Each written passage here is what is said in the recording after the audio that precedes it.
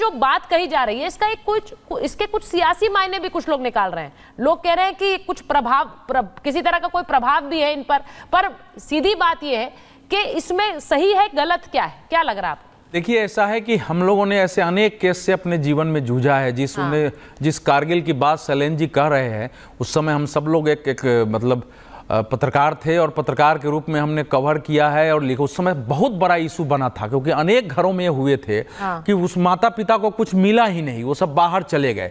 तो उस समय मिनिस्ट्री ऑफ डिफेंस ने जो है ब्यूरोक्रेसी के हाथ में चीजें दे दी। ब्यूरोक्रेसी ने ये सब नियम बना दिए और ब्यूरोक्रेसी जब नियम बनाती है इस देश में ना, तो इतना जटिल कर देती है सरल चीजों को कि उसमें निदान निकलना कठिन होता है।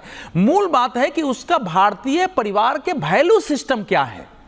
आप जिसको बहू कह रही हैं, अगर उस वीर गति प्राप्त होने के बाद वो घर छोड़ के चली गई है, वो अगर सास और ससुर से संपर्क में भी नहीं है, चाहे उसका कोई भी पक्ष हो, वो अगर एटीएम तक अपना बंद करा देती है, जो पोस्ट पेड मोबाइल है अगर उसको प्रीपेड करा देती है, तो बहू के परिभाषा में नहीं आ सकती है। वो विधवा तो है, विडो तो है उस शहीद की, लेकिन वो बहू के परिभाषा में नहीं आ सकती है। तो अगर कैप्टन अंशुमन सिंह ने जो भी किया है वो तो एक विश्वास में ना, फैमिली को ध्यान में रखते हुए कि हमारी पत्नी हम पर निर्भर है और इसको देंगे फैमिली। उसको थोड़े मालूम था कि हम अगर करेंगे तो ये हमारी जो पत्नी है ये हमारे शहीद होने के, हमारे वीर गति प्राप्त होने के इतने दिनों बाद सब कुछ लेके चली जाएगी और वो हमारे पिता को छूने भी नहीं देगी। तो ये जो लेकिन मैं अवधेश जी एक और चीज बता दूं, एक और इसमें खबर जो आ रही है वो ये है कि भाई जो आर्मी फंड है, ये सोर्सेज द्वारा है, मैं ये नहीं कह रही हूं कि ये कंफर्म्ड है, लेकिन जो हमें पता चला है वो यही कि जो आर्मी फंड है प्रेम कुमार जी, उसमें 50% जो आर्मी फंड है वो पैसा मिला है। वो तो मैं एक दो लाइन और बोल दूं प्रेम जी, देखिए मुझे जी बेहतर बताएंगे। हाँ, मैं ये कह रहा हूं कि भारत के नियम बनाते समय भारत के पारिवारिक मूल्यों की, परंपराओं का ध्यान रख के नियम बनाया जाए। हमारे देश में ऐसे नियम बने हुए हैं कि जिसके बारे में मैं 20 नियम बना सकता हूं। मेरी पत्नी की मृत्यु 2003 में हो गई और मुझे मुआवजा नहीं दिया उसमें कि इसमें पति को देने का प्रोविजन नहीं है।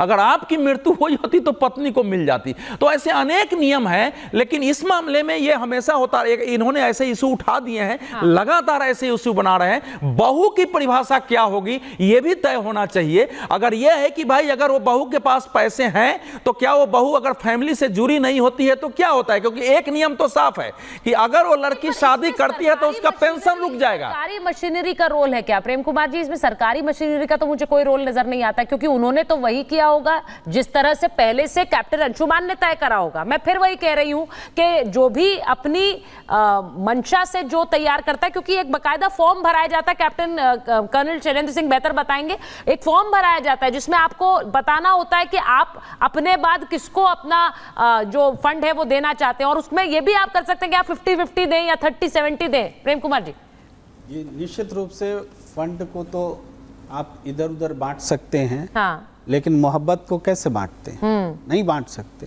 तो फंड को डिसीजन लेने का अख्तियार शहीद तब जब जीवित थे उनके पास था और रहता है।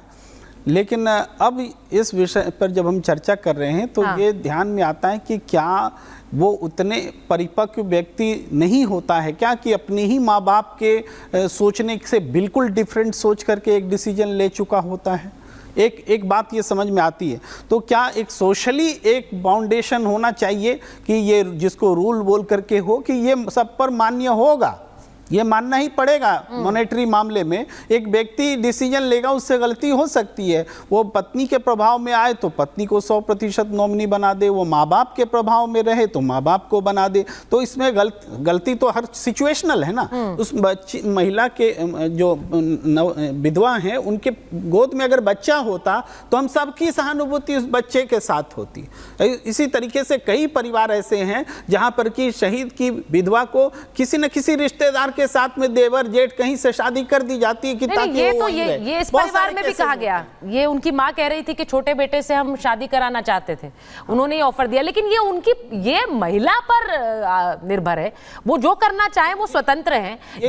ये मुझे नहीं लगता कि ये वो परिवार तय कर सकता है कि भाई उनकी शादी छोटे बेटे से करा दो, वो स्मृति की इच्छा है जी। ये बहुत प्रगतिशील सोच है, महिला पर निर्भर है। लेकिन जो आबो हवा नहीं, सर प्रगतिशील सोच कैसे हो गई है? ये मुझे लगता है ये सोच आज के समय में होनी चाहिए।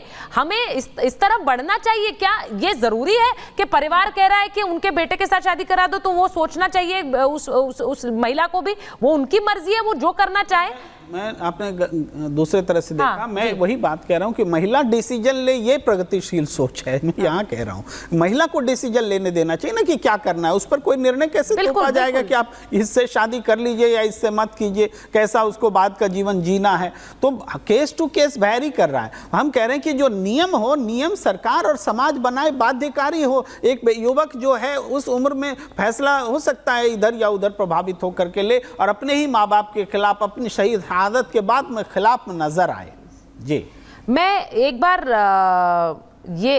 रवि जी हमारे साथ फिर से जुड़ गए हैं, जरा वो मैं उनसे पूछ लेती हूँ। रवि जी, जरा आप लोग, आपकी मांग क्या है आज, जरा हमारे दर्शकों को बता दीजिए। वो बहुत जरूरी है जानना, क्योंकि आपने बहुत से लोगों से बात की है इस मुद्दे पर, और जैसा आपने कहा कि ये तस्वीर ही बदल गई है। आप लोगों की मांग क्या है अब?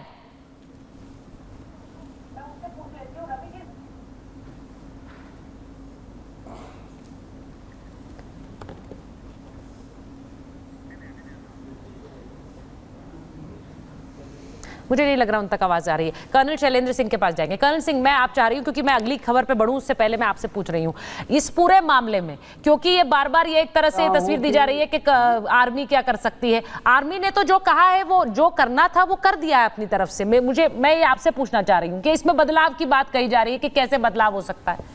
अगर हमारी सोशल एथिक्स और इथॉस कहती है कि हमें बदलाव करना चाहिए, बदलाव के ऊपर डिसीजन और कंसिडरेशन हो सकता है, कोई बड़ी बात नहीं। मुझे लगता है कि जितने भी लोग बात कर रहे हैं वो बहू कैसी थी, आई थिंक ये हम उस लड़की के साथ जाती कर रहे हैं। वो बहू कैसी थी is not important. What is important is कि वो अपने हस्बैंड के साथ कैसी थी, पहली बात। दूसरी बात, ज़रूर इमोशनल कॉर्ड है मेरा कि माँ बाप का हक कैसे कम हो सकता है अगर बहू आ गई, but at the same time एक ऑफिसर, वो भी मेडिकल ऑफिसर, इतना इंटेलिजेंट ऑफिसर जैसा उसके फादर बता रहे हैं, आपको लगता है कि उसने किसी पागलपन में ये अपना विल लिखा होगा, अपना NOK डिक्लेयर किया होगा? वो अपने खुद के सिग्नेचर के साथ होता है। आप उसके लिए एक हार्ड ऑप्शन लेते हैं। जहाँ तक बात आ रही है जायज़ और नाजायज़ होने की, तो मैंने बताया कारगिल के टाइम ये ऑप्शन फर्स्ट टाइम ओपन किया गया था कि आप उसे 50-50 कर सकते हैं, 70-30 कर सकते हैं, 100% कर सकते हैं। अब अगर जो सैनिक, जो ऑफिसर अपनी चीज़ के लिए डिसाइड कर रहा है, अब ये कह पाना कि शायद वो यंग था या ओल्ड था, मेरे ख्याल ये उसके साथ जाती है। He has taken a considered decision. जहाँ तक बात आती है एक और बड़ी कि क्या उस लड़की की शादी किसके साथ होनी चाहिए, ये हमने बहुत साल पहले, ये मैं जो बता रहा था 93